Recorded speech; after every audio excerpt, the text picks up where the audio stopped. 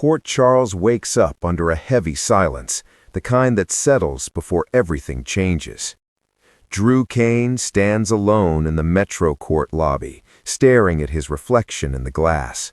He has survived betrayal, secrets, and loss before, but this time feels different. This time, his future doesn't depend on a courtroom, a deal, or a powerful enemy.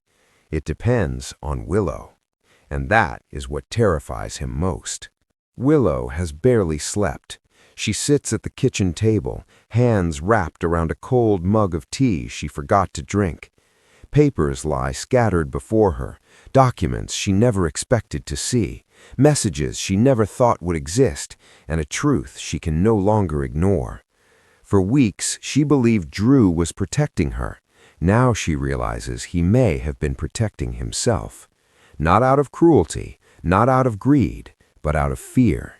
And fear, Willow knows, can destroy people just as easily as lies.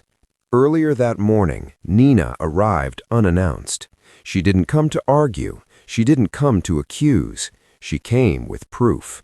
A private conversation, a timeline that doesn't add up, and one devastating realization. Drew made a decision months ago that redirected the lives of everyone around him, especially Willow. He thought he was doing the right thing, Nina said quietly, but he took away your choice. That sentence echoes in Willow's mind. Took away your choice. Willow has forgiven before. She has fought for love before. But what happens when the person you trusted most decided your future without asking? Drew doesn't wait to be confronted. He finds Willow at the gatehouse, standing by the window, her back to him.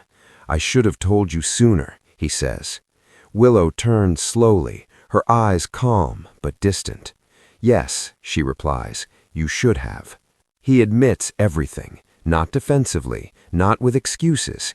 He explains how one decision led to another, how silence felt safer than truth, and how he convinced himself that protecting Willow meant controlling the outcome. "I never meant to hurt you," he says. Willow nods. "I believe you," she says softly, "and that's what makes this harder." Drew expects anger. He expects tears. He even expects Willow to walk away. What he doesn't expect is her composure.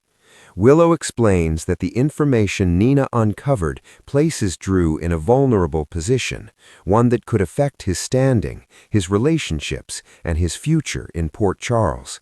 But she doesn't threaten him. Instead, she offers a choice. "I can stay quiet. I can protect you the way you protected me." Drew exhales in relief, too soon. "Or," she continues, "I can tell the truth, not out of revenge, but out of honesty." The power has shifted. For the first time, Drew realizes Willow is no longer reacting to the chaos around her. She is deciding it. Michael Corinthius doesn't raise his voice. He doesn't need to.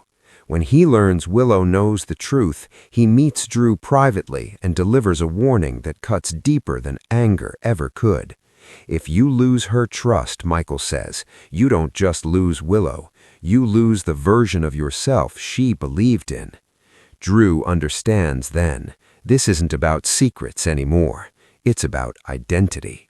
As the sun sets over Port Charles, Willow returns to the place where everything changed, the hospital rooftop. She remembers every time she stood there fighting for life, hope, and second chances.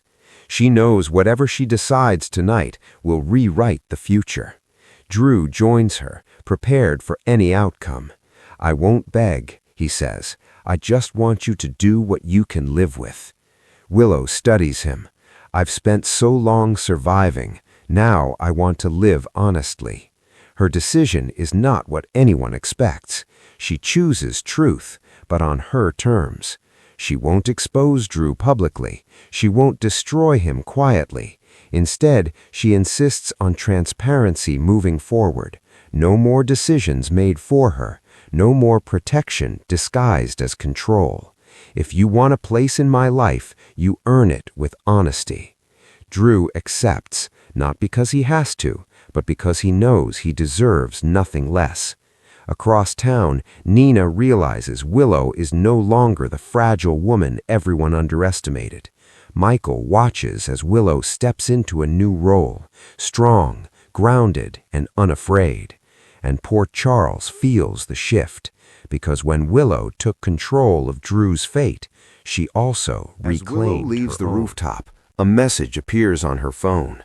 New information, even bigger than what Nina uncovered. A secret that could change everything again. Willow pauses. This time, she doesn't panic. She smiles, because now, whatever comes next, she decides. Willow doesn't open the message right away. She lets the phone rest in her palm, its weight heavier than it should be. The night air on the hospital rooftop feels colder now, sharper, like Port Charles itself senses what's coming. Drew watches her carefully. "You're shaking," he says. "I'm not," Willow replies. But she is. When Willow finally looks at her phone, her breath catches. The message isn't from Nina. It isn't from Michael. It's from an unknown number. "You deserve to know what really happened the night Drew made his choice. Meet me at Pier 55, alone." Willow's heart pounds. She knows this city well enough to recognize a warning disguised as an invitation. Drew notices her expression change. "What is it?" Willow locks the phone. "Something I need to face on my own." And that terrifies him more than any accusation ever could. The pier is quiet, too quiet. Water slaps gently against the wood, and the lights flicker like they're unsure whether to stay on. Willow steps forward cautiously, her instincts screaming. Then a familiar voice breaks the silence. "Thank you for coming." She turns. It's Jordan, but she's not in uniform. "This isn't official," Jordan says, "and if you repeat this, I'll deny everything." Willow's pulse quickens. "Then why tell me?" "Because what Drew did wasn't the whole story. He was pushed."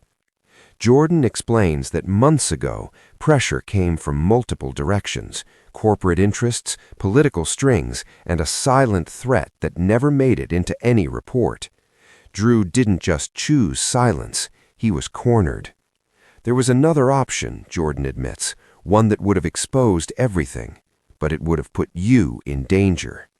Willow closes her eyes. "So he decided for me?" she whispers. "Yes," Jordan says, "but not alone." Jordan hesitates before continuing. "There's one more thing," she says. "Someone else benefited from Drew's choice, someone close to you." Willow opens her eyes. "Who?"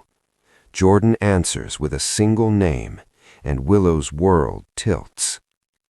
Later that night, Willow confronts Michael, not angrily, not emotionally, calmly. That's what frightens him. "You knew," Willow says. Michael doesn't deny it. "I knew pieces," he admits, "not everything, but enough to understand why Drew stayed quiet. So you protected him, the same way he protected me." Michael nods. "I thought I was protecting you." Willow steps back. "No," she says softly, "you were protecting the version of me who didn't know the truth." That line lands harder than any accusation. Word begins to spread, not details, but tension. Nina senses something is wrong when Willow stops confiding in her. Carly notices Drew pulling away from everyone, and Sonny, watching from a distance, recognizes a familiar pattern. Secrets don't explode all at once in Port Charles. They crack slowly until everyone hears the sound. Drew finally reaches his limit. He goes to Willow, ready to walk away if that's what she needs. "I can't keep standing in the space between who I was and who I want to be. If you need me gone, I'll go." Willow studies him. "You don't get to decide that anymore," she says. Then she surprises him. "I'm not ending this, but I'm changing it." Willow begins making moves no one sees coming. She requests meetings. She asks questions others are afraid to ask. She steps into rooms where decisions are made and refuses to be sidelined. People start noticing.